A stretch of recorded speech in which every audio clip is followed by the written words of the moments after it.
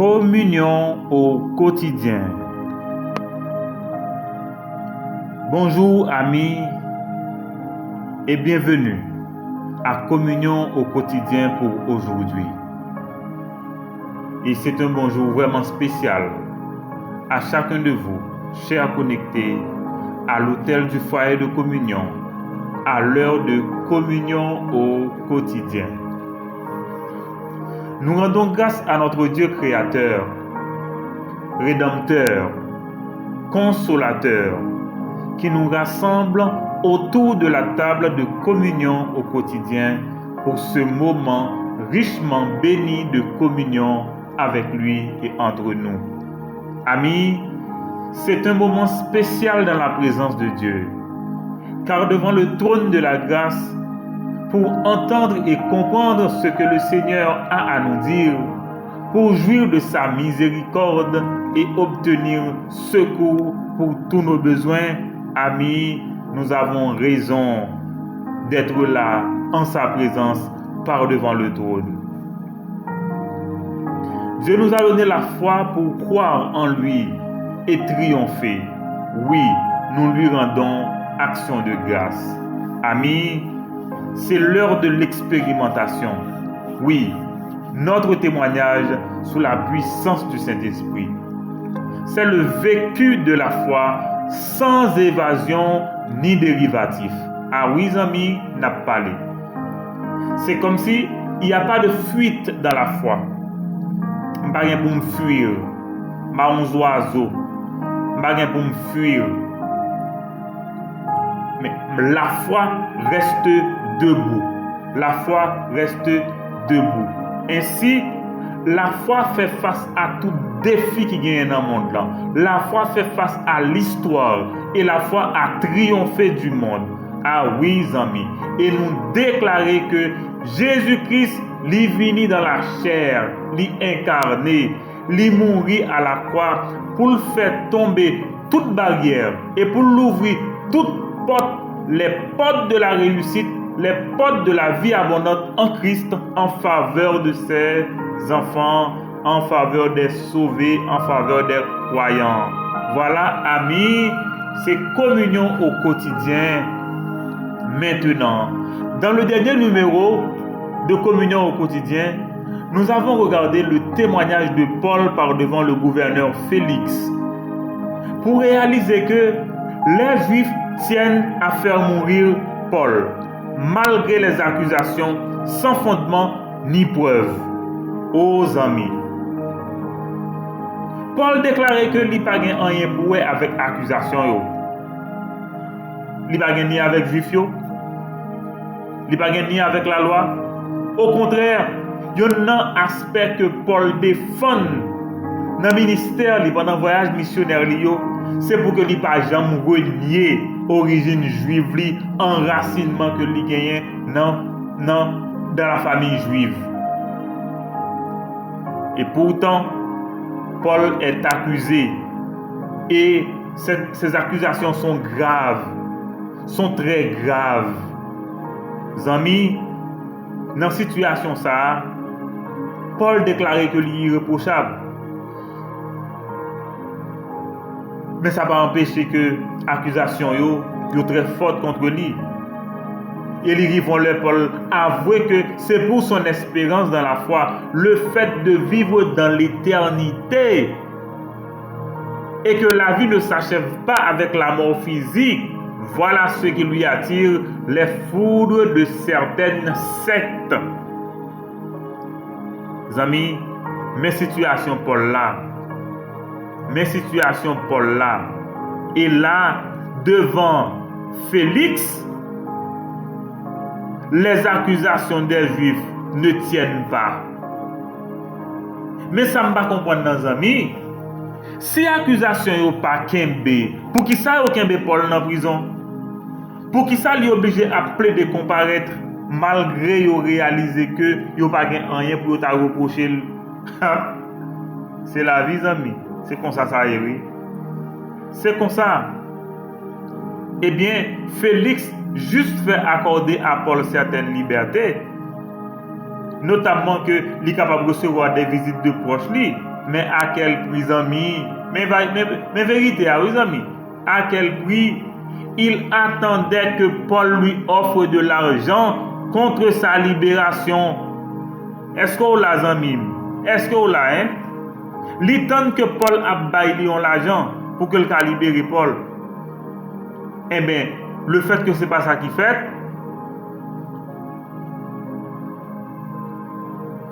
il profite de la situation, il fait Paul passer 2 ans en prison. 2 ans en prison. Amis, et maintenant Félix n'est plus gouverneur. Il est remplacé par Porcius Festus. Pour qu'on ça juif fait amis, vite yo vinn accaparer pour yo capable toujours tenir que yo pral condamner Paul. C'est comme si yo vinn soudoyer, yo vinn lier amitié avec lui aussitôt pour planifier ça. Ah amis, quand la justice semble dans l'embarras. Quand la justice semble dans l'embarras. Et c'est le sujet que nous allons voir pour aujourd'hui. Il est dit en Actes des Apôtres chapitre 25. Voilà. Festus, étant arrivé dans la province, monta 3 jours après de Césarée à Jérusalem. 3 jours. Les principaux sacrificateurs et les principaux d'entre les Juifs lui portèrent plainte contre Paul. Ils firent des instances auprès de lui et dans des vues hostiles. Lui demandèrent, attendez bien, oui, comme une faveur, qu'il le fit venir à Jérusalem. Il préparait un guet-apens pour le tuer en chemin. Mais regardez les amis. Festus répondit que Paul était gardé à Césarée et que lui-même devait partir sous peu. Que les principaux sacrificateurs d'entre vous descendent avec moi, dit-il, s'il y a quelque chose de coupable en cet homme, qu'il l'accuse. Festus ne passa que 8 à 10 jours parmi eux, puis il descendit à Césarée. Le lendemain, s'étant assis sur son tribunal, il donna l'ordre qu'on amenât Paul. Quand il fut arrivé, attendez, oui, les Juifs qui étaient venus de Jérusalem l'entourèrent et portèrent contre lui de nombreuses et graves accusations qu'il n'était pas en état de prouver. Songez ça. De graves accusations sans preuve. Verset 8. Paul entreprit sa défense en disant: je n'ai rien fait de coupable, ni contre la loi des Juifs, ni contre le temple, ni contre César.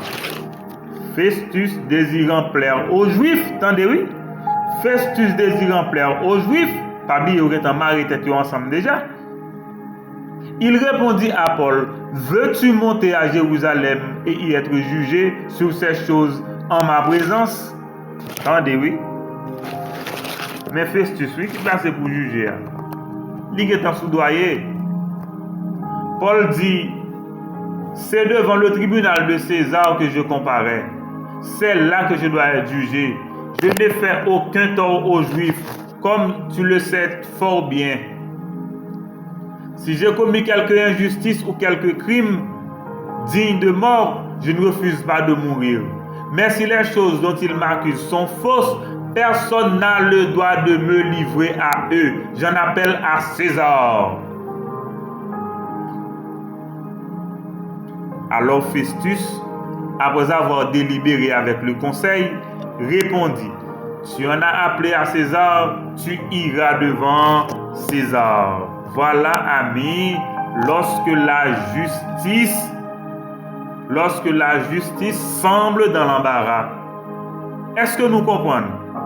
Malgré la défense de Paul, malgré le fait que le gouverneur n'a pas jugé que l'apôtre était coupable d'une violation quelconque, Félix a fait garder Paul en prison pendant 2 ans.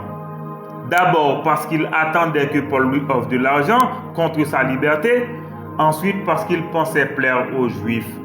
Maintenant, il est remplacé par Porcius Festus. Qu'est-ce qui va changer? Aussitôt, les portes s'ouvrent sur de nouvelles accusations contre Paul, malgré l'installation d'un nouveau gouverneur.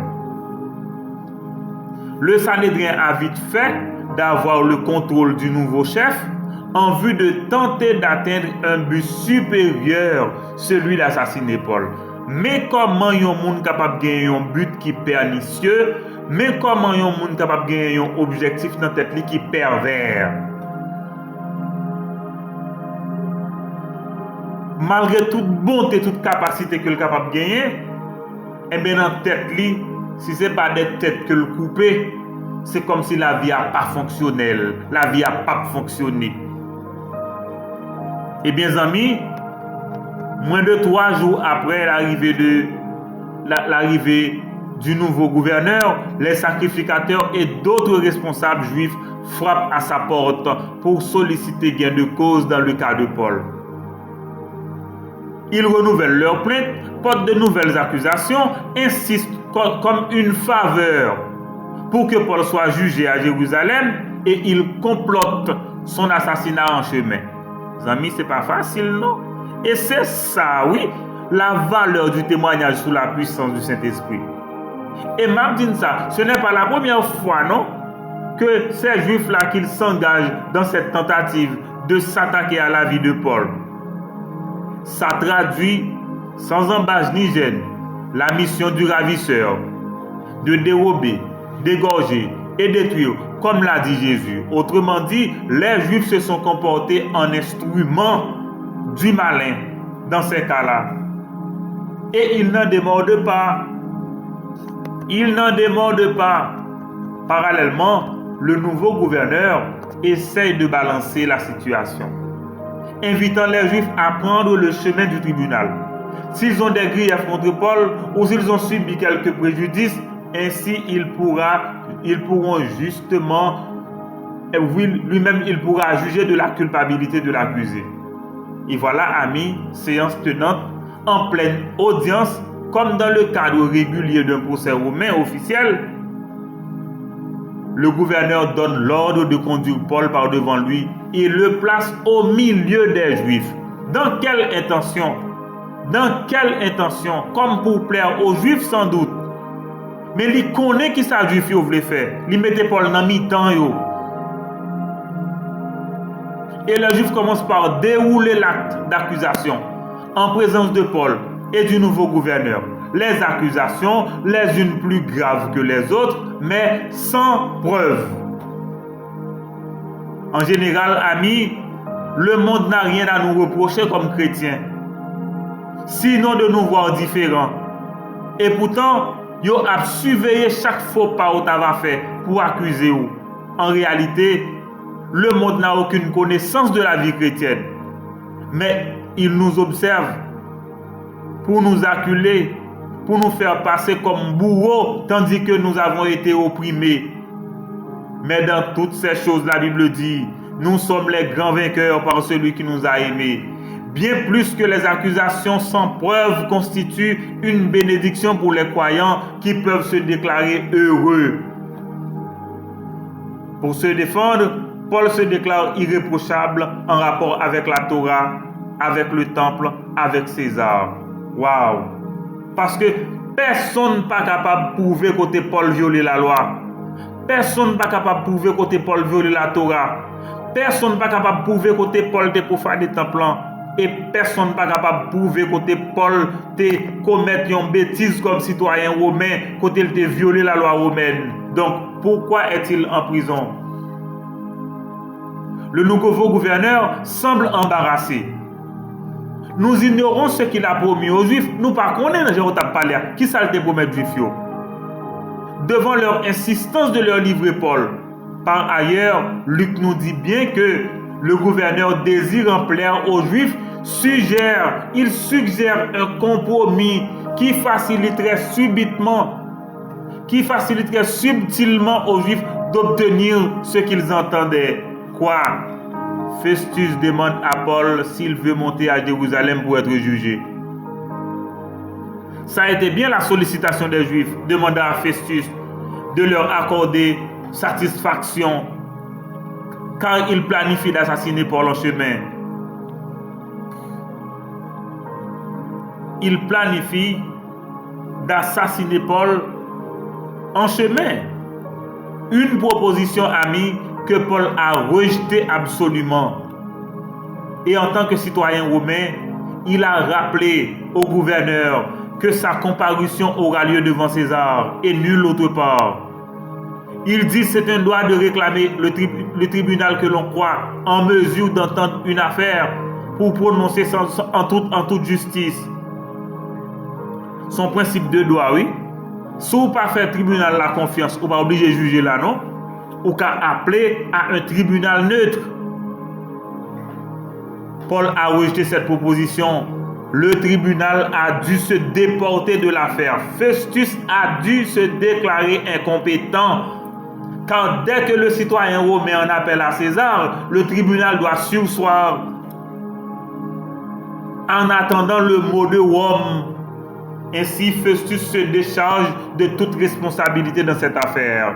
Oh amis, quand la justice semble dans l'embarras. Quand la justice semble dans l'embarras. Si nous observons bien, c'est comme si une nouvelle fois, le Sanhédrin porte plainte contre Paul par devant le nouveau gouverneur. Nouvelle plainte. Mais les mêmes chefs d'accusation, sans fondement juridique, sans fondement raisonnable. 3 jours même après l'installation du nouveau chef, le Sanhédrin renouvelle déjà leur plainte contre Paul. Les accusateurs insistent que Paul soit jugé à Jérusalem. Mais pourquoi? Parce qu'ils complotent l'assassinat de Paul en chemin. Malgré le fait que le gouverneur balance la situation, il dit voilà, le tribunal sera ouvert dans quelques jours, tout préjudice pourrait être déclaré et entendu, et on verra s'il y a quelque culpabilité. Et pourtant, en pleine audience, le gouverneur ordonne de conduire Paul et il l'a fait placer au milieu des Juifs. Des accusations nombreuses et graves, mais sans preuve. Mais sans preuve. Paul se défend et se déclare irréprochable, mais malgré tout, ils tiennent leurs accusations au point que le gouverneur semble tellement embarrassé par cette affaire. Voulant plaire aux Juifs, il demande à Paul s'il veut monter à Jérusalem pour être jugé. Mais nullement. Pourquoi? Pourquoi? Répond Paul. Il en appelle à César. Et voilà que le conseil du tribunal admet que Paul ira devant César. En conclusion, amis, les autorités juives pensent pouvoir faire mourir Paul sans se demander est-ce que Dieu voit cette affaire de cette manière-là? Ce n'était pas un intérêt pour eux.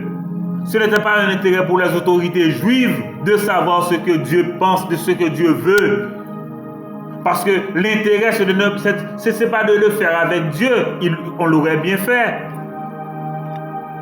Mais c'est de le faire sans Dieu. Parce qu'ils sont aveuglés. Ils sont sous le contrôle. Deuxième considération, amis.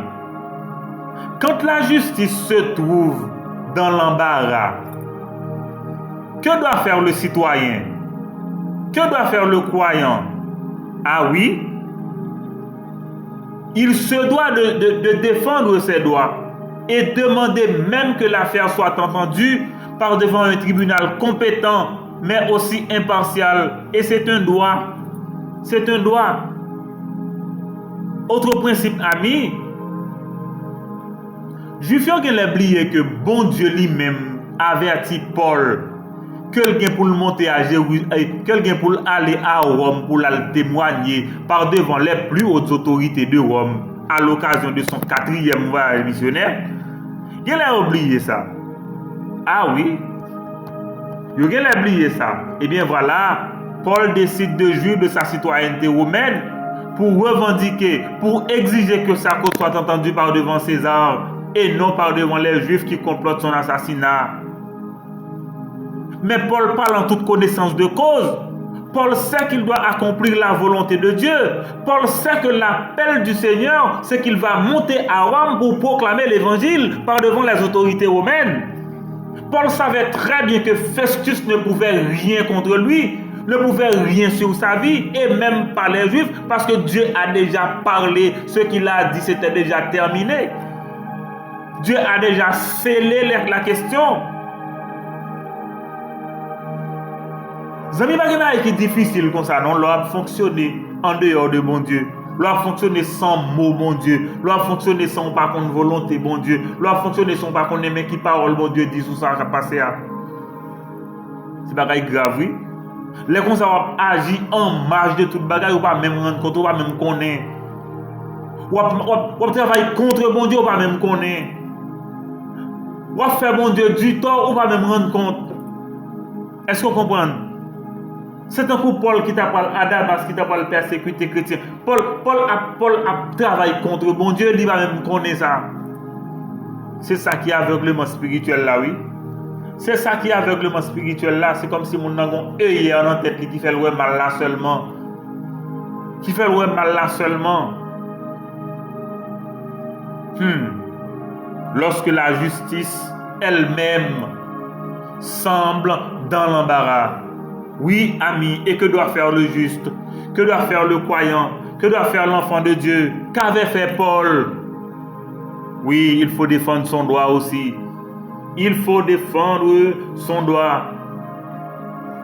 Mais, meilleur côté qu'on est capable de défendre le droit, ça, d'où qui bosse, c'est par devant le trône. Par devant le trône. Et c'est là que m'invite au Vini Konya. C'est à table ça que m'invite au Konya. Parce que là, amis, il n'y a aucun problème qui n'a pas de solution. Il n'y a aucun besoin qui n'a pas de réponse. Il n'y a aucune question à laquelle Dieu ne répond pas par devant son trône. C'est là m'inviter au Vini Konya. Pas de maladie qui n'est pas capable de faire une guérison au nom de Jésus. Pas de deuil qui n'est pas capable de faire une consolation au nom de Jésus. Pas de problème qui n'est pas capable de faire une solution au nom de Jésus. Par devant le trône, nous deux, nous trois, nous ensemble, par devant le trône de la grâce. Et la Bible dit là, il y a miséricorde, il y a secours pour tous nos besoins. Amis, rassemblés en nous venir autour de table, en venir par devant le trône de la grâce, par devant le trône de Dieu pour réclamer sa miséricorde, pour réclamer ses faveurs, pour réclamer sa réussite, pour réclamer son inspiration, pour réclamer son imagination, pour réclamer, oui, sa sagesse, pour réclamer sa providence, pour réclamer sa provision, pour réclamer sa protection, oui, pour réclamer innovation par devant le trône de la grâce, pour réclamer créativité par devant le trône de la grâce. C'est le moment maintenant que nous allons nous approcher de ce trône de la grâce de Dieu. Pas oublier, amis, accès à libre pour vous. Pas oublier, amis, accès à libre pour vous, accès à disponible pour vous, ou mettre vini.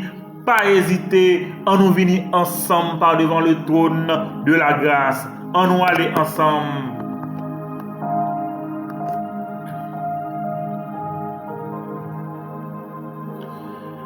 Éternel Dieu, notre Père, nous te rendons grâce pour ta grandeur, pour ta sagesse, pour ta bonté. Nous bénissons ton nom saint et glorieux pour l'inspiration que tu nous donnes, pour comprendre ta parole et l'enseigner à d'autres en vue de la formation de disciples. Nous te remercions, tendre Père, pour ta présence en nous et parmi nous, qui nous garantissent ta protection, ta provision de toutes sortes. Nous te louons pour tes hauts faits en faveur de ceux qui t'aiment, en faveur de tes enfants, ô Père, en notre faveur. Nous prions pour notre famille. Oh oui, tu connais nos besoins. Oh, tu connais les difficultés auxquelles nous faisons face maintenant. Oh, tu connais aussi nos moments de joie et de célébration.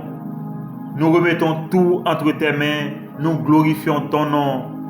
Nous te disons merci pour chacune de nos filles. Nous te disons merci pour la façon dont tu les canalises. Nous te disons merci pour l'intelligence exquise, Seigneur, que tu leur donnes. Et nous prions, Seigneur, que tu continues de les canaliser et que tu leur donnes, Seigneur, de devenir tes disciples. Oui, et que tu nous donnes comme famille d'être influente, oui, pour toi, d'être conquérante pour le nom de Jésus. Oui, d'être célèbre, oui, mais en Christ pour faire connaître le nom de Jésus. Oh, merci, tendre Père. Nous voulons prier maintenant pour l'autel du foyer de communion. Oh Père, apporte guérison sur cet autel. Oh Seigneur, apporte réponse aux prières, Seigneur, sur cet autel au nom de Jésus. Oh, merci pour ton appel à ce ministère. Merci pour les ouvriers que tu disposes pour ce service. Nous prions pour ton inspiration. Nous avons besoin de ton imagination, de ta créativité. Oui, nous avons besoin de l'innovation nécessaire en vue d'un déploiement pour la conquête au nom de Jésus. Nous prions, Seigneur, et nous te rendons grâce pour toute personne que tu connectes à ce service. Nous prions que tu continues de parler à chaque cœur, d'inspirer chaque âme et de déverser sur tout un chacun une grâce et une paix abondante. Père, nous prions pour les partenaires du foyer de communion. Ouvre les portes qui sont fermées devant eux. Pourvois à tous leurs besoins avec gloire en Jésus-Christ. Que toujours ils aient au-delà de ce qui leur est nécessaire. Et que toute leur vie, toute leur famille, oh oui, tout ce qu'ils possèdent, glorifie le nom de Jésus. Oh Père, nous prions pour les personnes malades. Guérison divine, santé divine au nom de Jésus. Nous déclarons sur la vie de chacun d'eux, de chacune d'elles. Nous prions pour les personnes endeuillées. Oh, consolation divine, réconfort divin au nom de Jésus pour chaque personne endeuillée en ce moment dans notre pays et tous nos connectés. Oh Père, nous prions pour les familles qui sont déshéritées, pour les familles qui sont dépossédées, pour les familles qui se battent encore contre la vie. Au nom de Jésus, nous prions pour une révélation, nous prions pour une révélation, nous prions pour une élévation des familles haïtiennes au nom de Jésus. Nous prions pour ceux qui sont opprimés, sous l'emprise du péché. Oh Seigneur, que ce soit les péchés des uns et des autres, au nom de Jésus, nous déclarons liberté. Liberté à tous égards. Liberté à tous égards sur chacun de tes enfants. Liberté à tous égards sur chaque personne opprimée. Liberté à tous égards pour chaque personne dépossédée. Liberté à tous égards, Seigneur, que nous déclarons sur la vie de chaque personne que tu connectes à ce service, sur la vie de notre famille, sur la vie de chaque membre du foyer de communion, sur la vie de chacun de nos partenaires, sur la vie de chaque famille en Haïti. Nous déclarons la liberté, la liberté, la liberté, la liberté au nom de Jésus. Oh Père, merci pour les grâces que tu nous réserves par devant ton trône. Merci pour les faveurs que tu nous réserves par devant ton trône. Merci pour les solutions que tu nous réserves par devant ton trône. Et merci pour la nouveauté en tout que tu nous accordes au nom de Jésus. Et merci parce que tu accordes guérison, que tu accordes faveur. Merci parce que tu accordes miracles au nom de Jésus. Oh, merci parce que, oh Seigneur, tu ouvres les portes qui sont fermées. Oh, merci Seigneur parce que tu ouvres les portes qui sont fermées. Oh, merci Seigneur parce que nous savons que dès que nos besoins sont soumis à toi, eh bien nous sommes en paix parce que nous savons que tu prends soin de nous. Et ta paix garantit, Seigneur, que tu réponds au nom de Jésus. Ta paix garantit que tu réponds au nom de Jésus. Oh Père, merci pour tes grâces, merci pour tes faveurs, merci pour ton amour. Oh, que ta miséricorde dure à toujours, que ta miséricorde dure à toujours, que ta bonté subsiste à jamais. Au nom et par les mérites de Jésus, au nom et par les mérites de Jésus, au nom et par les mérites de Jésus que nous te prions. Amen. Amen. Amen. Amen. Aux amis nous yo côté où yé, nous bénissons au nom de Jésus.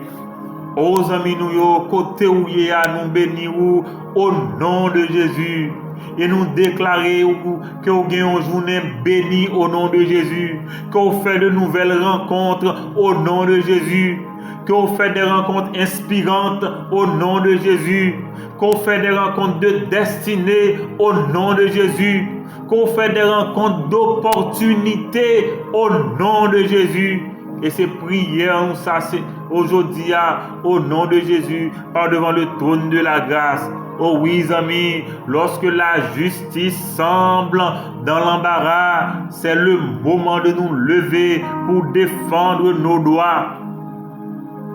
C'est le moment de nous lever pour défendre nos droits.